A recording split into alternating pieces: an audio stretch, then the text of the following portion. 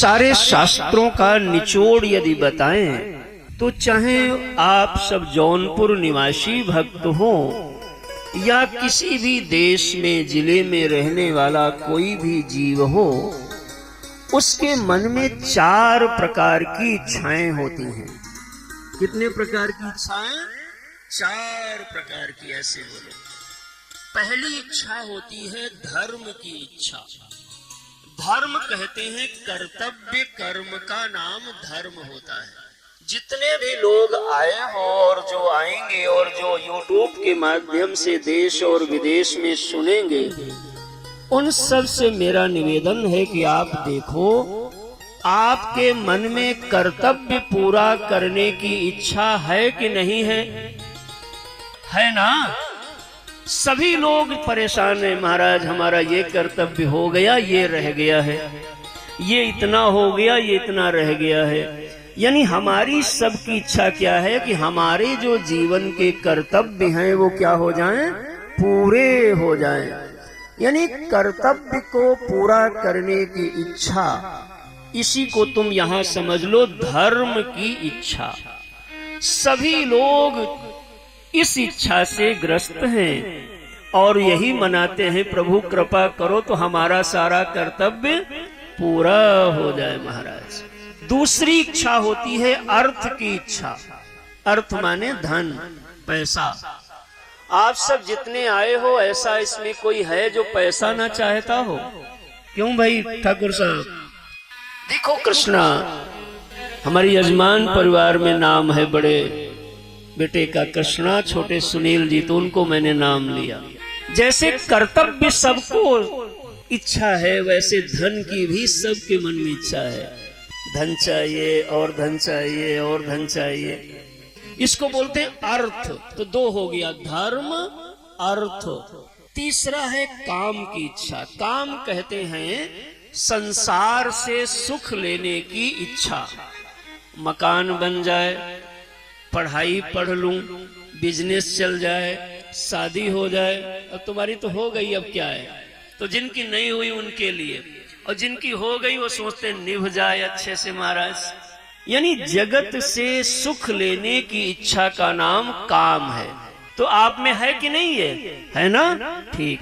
तो 3 हो गया, बोलते रहो, धर्म, अर्थ, काम। चौथा है मोक्ष। ये मोक्ष क्या होता है?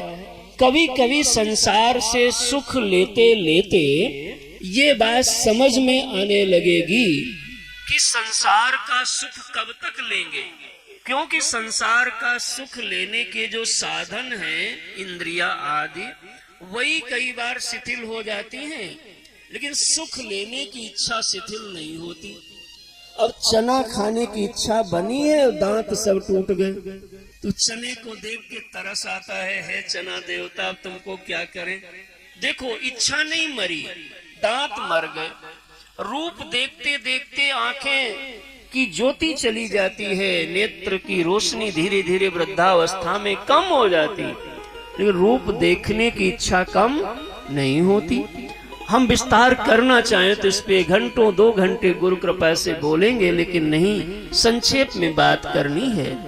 तो तब जीव ये विचार करता है कि क्या बिना संसार से जुड़े भी सुख मिल सकता है? संसार से जब जुड़ोगे तो किसी न किसी इंद्रिय के माध्यम से जुड़ोगे। आंख के माध्यम से, शब्द के माध्यम से, स्पर्श के माध्यम से, रस के माध्यम से, गंध के माध्यम से। तो विचार होता है नहीं, महापुरुष लोग, गुरुजन लोग एक और भी सुख का स्रोत बताते हैं जिसमें किसी की भी जरूरत नहीं है। जब इस इच्छा की उदयता हृदय में हो जाए तब इसका नाम होता है मोक्ष की इच्छा। मोक्ष की इच्छा का मतलब होता है राम से सुख लेने की इच्छा, कृष्ण से सुख लेने की इच्छा, आत्मा से सुख लेने की इच्छा, अपने आप से सुख लेने की इच्छा। इसका नाम है मोक्ष। और जगत से सुख लेने की इच्छा का नाम है काम। यानी नाम रूप से, दृश्य से, जगत से सुख लेने की इच्छा का नाम काम है, और दृष्टा चेतन साक्षी से सुख लेने की इच्छा का नाम मोक्ष है। हे मेरे सभा में उपस्थित भक्त जनों, संपूर्ण ब्रह्मांड में जितने भी जीव हैं उनमें यही चार मोटी मोटी इच्छाएं पैदा होती हैं, और सारे जीव 100 जन्म ले चाहे 1000 जन्म ले, इन्हीं चारों इच्छाओं के चक्कर में पड़े रहते हैं। धर्म की इच्छा, अर्थ की इच्छा, काम की इच्छा और मोक्ष की इच्छा। मेरा प्रतिपादन क्या है यह आप हस्तगत करिए, ध्यान से सुनिएगा।